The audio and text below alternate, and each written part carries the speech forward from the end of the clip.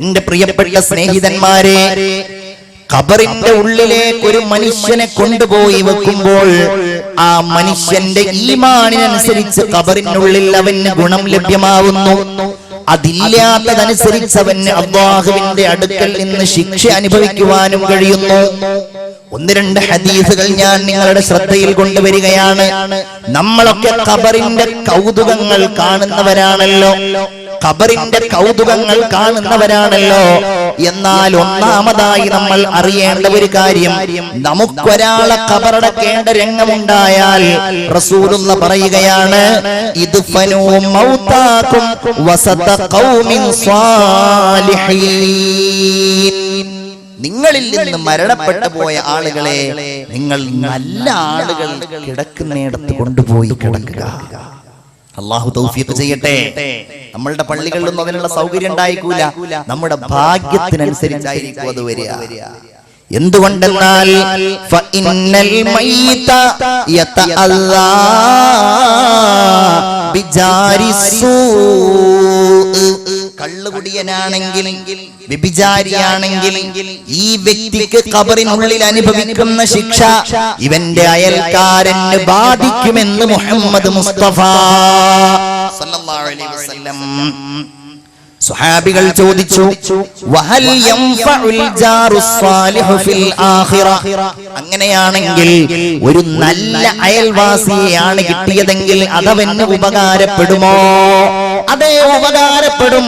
റസൂലുള്ള ചോദിച്ചു, ഹൽ യൻഫഉ ഫിദ് ദുനിയാ. ദുനിയാവിൽ ആ വ്യക്തിക്ക് ഉപകാരപ്പെടുമോ നല്ല അയൽവാസി? ഉപകാരപ്പെടുമെന്ന് പറയേണ്ടതില്ലല്ലോ. കദാലിക യൻഫഉ ഫിൽ ആഖിറ. അങ്ങനെയാണെങ്കിൽ അല്ലാഹുവിന്റെ അടുക്കൽ പരലോകത്തും ഈ വ്യക്തിക്ക് നല്ല അയൽവാസി ഉപകാരപ്പെടുമെന്ന് മുഹമ്മദ് മുസ്തഫ. എല്ലാവരും സ്വലാത്ത് ചൊല്ലൂ, മുഹമ്മദ് മുസ്തഫ. അല്ലാഹു തൗഫീഖ് ചെയ്യുമാറാകട്ടെ. അപ്പൊ അതൊരു ഭാഗ്യമാണ്. വേറെ ഒരു ഹദീസ് ഇങ്ങനെയാണ്, നിങ്ങൾ ഖബറിന്റെ ഉള്ളിലേക്ക് എത്തി നോക്കരുത്. ലാ തത്വലിഉ ഫിൽ ഖബർ.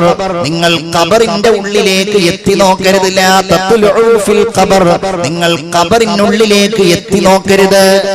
നമ്മൾ ഖബറടക്കാൻ പോയ അങ്ങനെ ആയിരിക്കും, ഇത് വലിപ്പം കൂടുതലാണ്, ഇത് ആഴം കുറവാണ്, ഈ തടിയൻ എങ്ങനെയാണ് അതിന്റെ ഉള്ളിൽ കിടക്കുന്നത്, ഇങ്ങനെയൊക്കെ അഭിപ്രായം പറയുമ്പോ നമ്മൾ ഓർക്കണമല്ലോ, ഹബീബായ റസൂലുള്ള പറയുകയാണ്, ഫലഅസാ അൻ തഹുല്ലൽ ഉഖദു ഫതറാ ഹയ്യതൻ സൗദാ മുതവഖതൻ ഫീ ഉനുഖിഹി. ഒരു പക്ഷേ ആ ഖബറിന്റെ ഉള്ളിൽ കിടക്കുന്ന മനുഷ്യന്റെ ശരീരത്തിൽ പെട്ടെന്ന് തന്നെ അവന്റെ ശിക്ഷ നടപ്പാക്കുന്നത് നിങ്ങൾക്ക് കാണുവാൻ കഴിഞ്ഞേക്കാം. അതുകൊണ്ട് ആ ശിക്ഷ അത്രമേൽ വേഗത്തിൽ അവന് ലഭ്യമാകുന്ന കാഴ്ച നിങ്ങൾ കാണേണ്ടി വന്നു കഴിഞ്ഞാൽ നിങ്ങളുടെ സ്വബോധവും നിങ്ങളുടെ ബുദ്ധിയുമെല്ലാം നഷ്ടപ്പെട്ടു പോകുമെന്നത് കാരണത്താൽ നിങ്ങൾ ഖബറിനുള്ളിലേക്ക് എത്തി നോക്കരുതെന്ന് മുഹമ്മദ് മുസ്തഫ സല്ലല്ലാഹു അലൈഹി വസല്ലം. നോക്കൂ നിങ്ങൾ, ഇന്നൽ മുഅ്മിന ഇദാ മാത. ഒരു സത്യവിശ്വാസിയായ ആള് മരിച്ചു കഴിഞ്ഞാൽ തജമ്മലത്തിൽ മഖാബിറു ലിമൗതിഹി. ഭൂമിയിലുള്ള മുഴുവൻ ഖബറടക്കപ്പെടുന്ന സ്ഥലങ്ങളും ഈ മനുഷ്യനെ സ്വീകരിക്കാൻ വേണ്ടി ഒരുങ്ങി നിൽക്കുന്നതാണ്. ഫലൈസ മിൻഹാ ബുഖഅത്തുൻ ഇല്ലാ വഹിയ തതമന്നാ അയ്യുദ്ഫന ഫീഹാ. ഭൂമിയിലുള്ള ഓരോ ഭാഗങ്ങളും എന്റെ സഹോദരീ സഹോദരന്മാരെ, ആ മനുഷ്യന്റെ മയ്യിത്ത് എന്റെ മുകളിൽ എന്റെ ഇടയിൽ അടക്കപ്പെട്ടിരുന്നെങ്കിൽ എന്ന് മോഹിക്കും. എന്നാൽ വഇന്നൽ കാഫിറ ഇദാ മാത. ഒരവിശ്വാസിയാണ് മരിക്കുന്നത്, ഒരു നന്ദി കെട്ടവനാണ്, തെമ്മാടിയാണ് മരിക്കുന്നത്. അങ്ങനെയാണെങ്കിൽ അമുലമത്തിൽ മഖാബിറു ലിമൗതിഹി. ഇവന്റെ മരണം കാരണം ഖബറുകൾ മുഴുവൻ ഇരുട്ടിൽ മൂടുകയും അതിൽ നിന്നുള്ള ഓരോ ഭാഗവും അല്ലാഹുവിനോട്, പടച്ചവനെ ഈ മനുഷ്യൻ ഇവിടെ ഖബറടക്കം ചെയ്യപ്പെടല്ലേ എന്ന് അല്ലാഹുവിനോട് പറയുകയും ചെയ്യുമെന്ന് മുഹമ്മദ് മുസ്തഫ സല്ലല്ലാഹു അലൈഹി വസല്ലം. ചിന്തിക്കണം, നമ്മൾ പേതിലാ പെടുക. ഏറ്റവും നല്ല മയ്യിത്തുകൾ അടക്കപ്പെട്ടത് ഏറ്റവും നല്ല കൂട്ടുകാർക്കിടയിലും ഏറ്റവും നല്ല അയൽക്കാർക്കുമിടയിലുമാണ്. അതാണ് മുഹമ്മദുർ റസൂലുള്ളാഹി സ്വല്ലല്ലാഹു അലൈഹി വസല്ലമ തങ്ങളുടെ പരിശുദ്ധമായ ആ റൗള നമ്മെ ബോധ്യപ്പെടുത്തുന്നത് അല്ലേ? നബിയുടെ അയൽവാസി അബൂബക്കർ റളിയല്ലാഹു അൻഹു ആണ്. പ്രവാചകന്മാർ കഴിഞ്ഞാൽ പിന്നെ അത്യുന്നതങ്ങളിൽ നിൽക്കുന്ന മനുഷ്യൻ. പിന്നെ ഉമറുൽ ഫാറൂഖ് റളിയല്ലാഹു അൻഹു ആണ്. നോക്കൂ നിങ്ങൾ, നല്ലവരങ്ങനെയാണ് അടുക്കുക. ബഹുമാനപ്പെട്ട വരക്കൽ മുല്ലക്കോയ തങ്ങൾ നവ്വറല്ലാഹു മർഖദഹു എന്ന മഹാന്റെ മഹത്തായ നേതൃത്വത്തിലാണല്ലോ സമസ്ത കേരള ജംഇയ്യത്തുൽ ഉലമ ഉണ്ടായത്. നമ്മുടെയൊക്കെ ഓർമ്മയുള്ള കാലഘട്ടം 4 പതിറ്റാണ്ട് കാലം കേരളക്കരയിൽ ഓടി നടന്ന് അഹ്ലുസുന്ന വൽ ജമാഅക്ക് വേണ്ടി യത്നിച്ച അല്ലാഹുവിന്റെ ഔലിയാക്കളിൽ ഉന്നതമായ സ്ഥാനം വഹിക്കുകയും ഒരുപാട് കറാമത്തുകൾ ജീവിതത്തിലും മരണത്തിലും കാണിക്കുകയും ചെയ്ത നമ്മുടെ ഉസ്താദുമാരുടെ ഉസ്താദായ ശൈഖുനാ ശംസുൽ ഉലമാ ഇ.കെ. അബൂബക്കർ മുസ്ലിയാർ നവ്വറല്ലാഹു മർഖദഹു മഹാനവറുകളും ഒരുമിച്ച് കിടക്കുന്നവരാണ്. കണ്ടില്ലേ? നല്ല അയൽവാസികളായിട്ട് അല്ലാഹു തആല അവർക്ക് അവസരം നൽകുകയാണ്. ചില ആളുകൾ നല്ല അയൽവാസികളുടെ ഇടയിൽ വരാനുള്ള സാധ്യത ഉണ്ടാവില്ല. അവരാണ് പ്രിയപ്പെട്ടവരെ ഏകരായി അല്ലാഹു തമ്പുരാന് വേണ്ടി ഏകരായി മറവിട്ട് കിടന്ന് വലിയ വലിയ മഖ്ബറകളിൽ അന്തി ഉറങ്ങുന്നത് വലിയ വലിയ മഹാന്മാർ.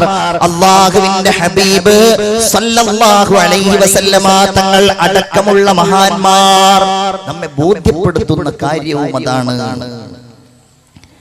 നമ്മെ അങ്ങനെ താഴ്ത്തുന്ന ആരംഗം എന്നിട്ട് അവിടെ വെച്ച് പറയപ്പെടുമല്ലോ, അല്ലാഹുമ്മ ജാഫിൽ അർള അൻ ജംബി, അല്ലെങ്കിൽ അല്ലാഹുമ്മ ജാഫിൽ ഖബ്റ അൻ ജംബി. അല്ലാഹുവേ, ഖബറിന്റെ 2 ഭാഗങ്ങളും ഈ മനുഷ്യനിൽ നിന്ന് നീ അകറ്റണമേ. അതൊരു വല്ലാത്ത പ്രാർത്ഥന തന്നെയാണ്. എന്തുകൊണ്ടെന്നാൽ ഹബീബായ റസൂലുള്ളാഹി സ്വല്ലല്ലാഹു അലൈഹി വസല്ലം പറയുകയാണ്, ഹുദൈഫ റളിയല്ലാഹു അൻഹു നിവേദനം ചെയ്യുന്ന ഹദീസിൽ കാണാം, ഒരിക്കൽ ഞങ്ങൾ നബിയോടുകൂടെ ഒരു ജനാസ സംസ്കരണത്തിൽ പങ്കെടുത്തു. അവിടുന്ന് ആ ഖബറിന്റെ അവിടെ ഇരുന്നു.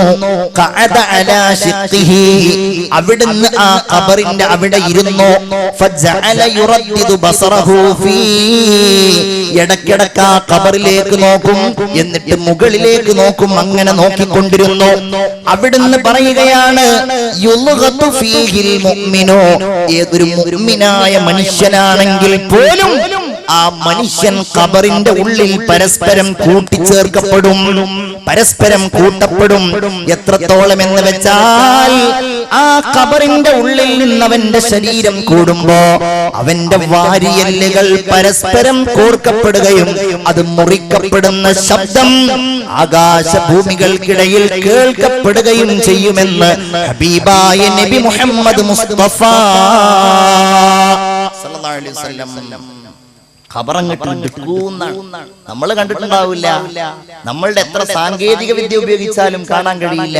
ഹബീബായ നബി തിരുമേനി പറയുകയാണ്, ഞാൻ നേരത്തെ പറഞ്ഞുവല്ലോ, സഅദ് ബിൻ മുആദ് റളിയല്ലാഹു അൻഹുവിന്റെ മയ്യിത്ത് സംസ്കരണത്തെ കുറിച്ച് ഹദീസിൽ കാണാം. റസൂലുള്ളാഹി സ്വല്ലല്ലാഹു അലൈഹി വസല്ലമയുടെ നേതൃത്വത്തിൽ സഅദ് ബിൻ മുആദ് റളിയല്ലാഹു അൻഹുവിന്റെ മയ്യിത്ത് അടക്കം ചെയ്യപ്പെടുകയാണ്. ഫസബ്ബഹ റസൂലുള്ളാഹ്, പെട്ടെന്ന് റസൂലുള്ളാഹി സുബ്ഹാനല്ലാഹ് സുബ്ഹാനല്ലാഹ്, അപ്പോൾ ജനങ്ങളും ചൊല്ലി സുബ്ഹാനല്ലാഹ് സുബ്ഹാനല്ലാഹ്. പെട്ടെന്ന് റസൂലുള്ള പറഞ്ഞു അല്ലാഹു അക്ബർ. അപ്പോൾ ജനങ്ങളും പറഞ്ഞു അല്ലാഹു അക്ബർ.